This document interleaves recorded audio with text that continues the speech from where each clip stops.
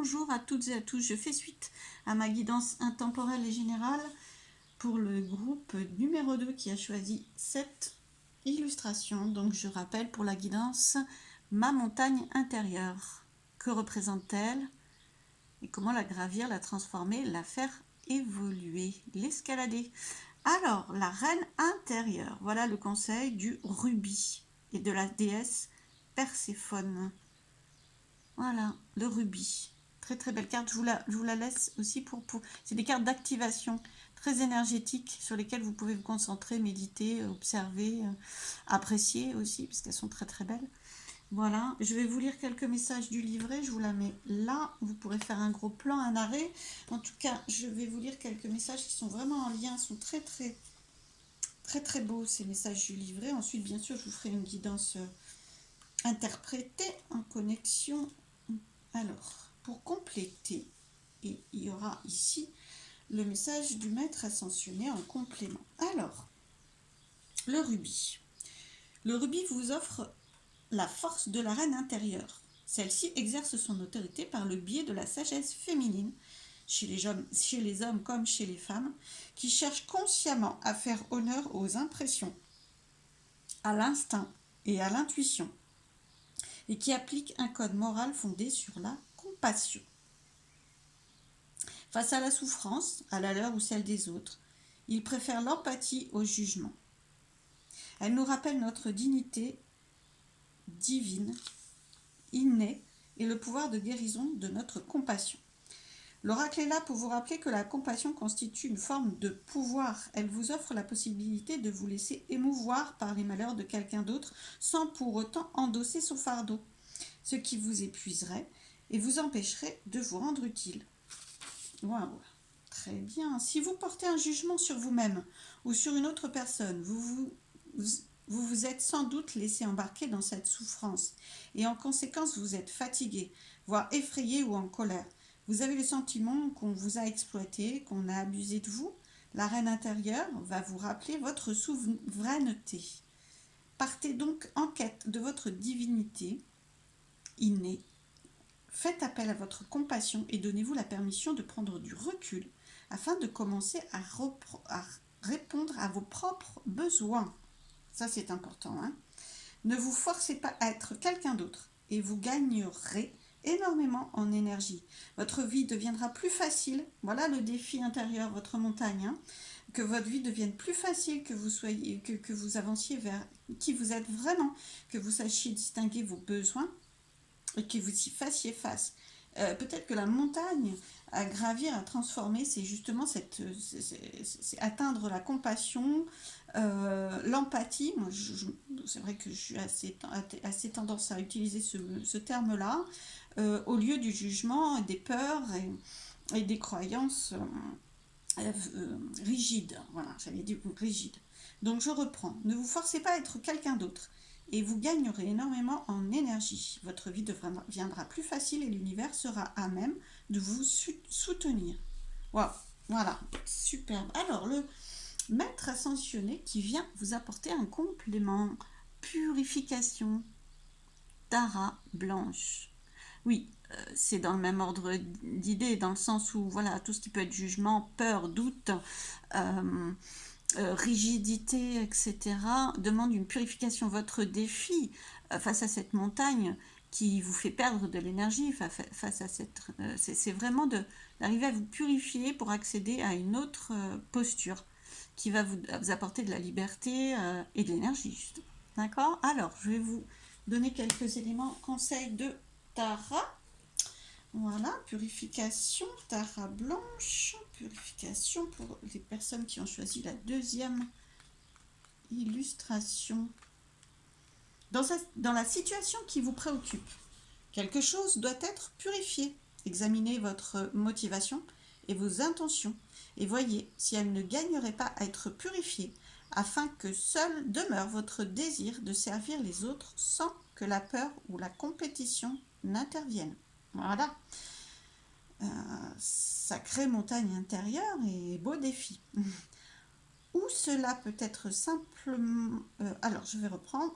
Alors, votre corps ou votre régime alimentaire ont peut-être besoin d'être purifiées. Ou cela peut être simplement de faire en sorte que toutes vos actions soient en accord avec vos convictions profondes. Voilà, là est votre défi. C'est un très très beau défi auquel vous allez évidemment, avec lequel vous allez gagner à gravir et à évoluer vers ça, vers la transformation de cela. Ayez des pensées d'amour envers vous-même. Ça, c'est le conseil de Tara Blanche. Ayez des pensées d'amour envers vous-même et les autres, bien sûr. Évitez tout comportement susceptible de faire naître chez vous un sentiment de culpabilité, de honte, car votre estime personnelle en souffrirait. Voilà. Alors, je vais vous apporter quelques autres éléments avec l'oracle bleu en guidance en direct. Comme ça, en direct, c'est ça. Alors, les arts. Alors là, il y a une idée vraiment de... Alors, je vais en tirer plusieurs, je vous dis ensuite. L'idée de créativité. Bon, de toute façon, oui, effectivement, c'est la créativité. Hop là, je ne sais pas si vous l'avez vu tomber, parce que je ne sais pas si c'est... Mais, voilà. Ouais. Alors, vous voyez, les arts, je vous montre. Les arts, donc la créativité. Les arts dans toutes leurs formes. Hein. Il y a de la musique, il y a beaucoup de choses. Il y a des aides, la légèreté, vous voyez, le jeu, la légèreté. C'est vraiment la créativité dans ce que vous avez envie de faire. Vraiment une liberté d'être, là encore, une liberté d'être et de faire, de créer absolument ce que vous souhaitez, ce dont vous avez envie. Et à côté, vous avez là le côté juridique, alors, qui pour moi revêt une forme de loi, de rigidité, de formalisme et de croyance peut-être même, c'est-à-dire croyance qu'il n'est pas bon de faire d'être de telle ou telle façon. C'est autorisez-vous. Voilà, ça y est, je l'ai. Hein. Je suis désolée pour le fait que je bafouille, le temps que les guides arrivent à me transmettre et que je sache comment vous le répétez. Autorisez-vous à créer ce que vous voulez, à être vous-même au-delà de ce que le cadre familial, la société, vos croyances, une forme de rigidité qui vous protège, hein, mais vous n'en avez plus besoin. Votre montagne intérieure, votre défi, votre évolution vous guide vers être vous-même dans cette liberté de créer, de changer des choses, de changer cette rigidité, ces contraintes qui vous font du mal maintenant. Hein. Vous allez, pour certains, vous allez vous dire quelles sont-elles et comment je fais, mais vous le savez. Hein, je pense que vraiment, celles qui sont prêtes à être transformées, hein, ces contraintes, ces rigidités, ces croyances qui vous blessent maintenant, vous savez que c'est prêt. Vous le ressentez, c'est dur à garder auprès de vous dans votre fonctionnement. Vous ne comprenez plus, c'est plus aligné avec vous-même, ça devient très pesant. Voilà. Pour autant, pour l'instant, vous avez peut-être du mal à vous autoriser à faire autrement. Eh bien, tentez, jouez, amusez-vous. Prenez au départ un équilibre entre les deux, puis ensuite éloignez de plus en plus cela pour bien constater que vous êtes beaucoup mieux dans cette situation-là que dans cette rigidité. D'accord? Souplesse, légèreté. Alors, complément d'information pour vous, les personnes qui ont choisi le rubis. Déjà, c'est l'ancrage à la terre. Hein. Vraiment, la couleur rouge, l'ancrage, chakra sacré. Ah, il y a quand même l'élément eau aussi. Hein. Donc, c'est très, très en lien avec les émotions. Sachant que cette carte est tombée par terre. J'étais en train de parler de la terre. Voilà. L'eau. Alors, ce qui vous bouscule beaucoup entre ces deux situations, vous voyez, au final, où je l'ai mis sans le faire exprès, ce sont vos émotions qui vous renvoient vraiment des peurs, des craintes à transformer et à laisser ce qui a servi de repère pour vous pendant longtemps. Oh, alors, je ne sais pas si vous avez vu comme moi comment les cartes sautent pour vous donner des informations. Et bien écoutez, on ne voit plus du tout la loi. Je ne vais pas les bouger parce qu'on ne voit plus du tout cette rigidité, ce formalisme, ces contraintes. On ne voit plus que l'arbre de vie. L'arbre de vie, c'est l'abondance, c'est l'ancrage terre-ciel, comme la montagne. C'est vraiment, c'est la puissance, c'est la croissance aussi, parce que l'arbre, il grandit. Et puis c'est la prospérité, parce que je ne sais pas si vous le voyez, mais il est plein de fruits. Voilà, donc vraiment, c'est prêt à être complètement recouvert. Alors, vous n'avez pas à faire, bien sûr, tout d'un coup, mais pour certaines rigidités dans votre vie, c'est de plus en plus conscient que vous en avez besoin, c'est de plus en plus près. Donc avancez vers ça et laissez cet arbre grandir. Laissez vraiment, écoutez-vous, écoutez-vous. Voilà, jeune fille, jeune homme.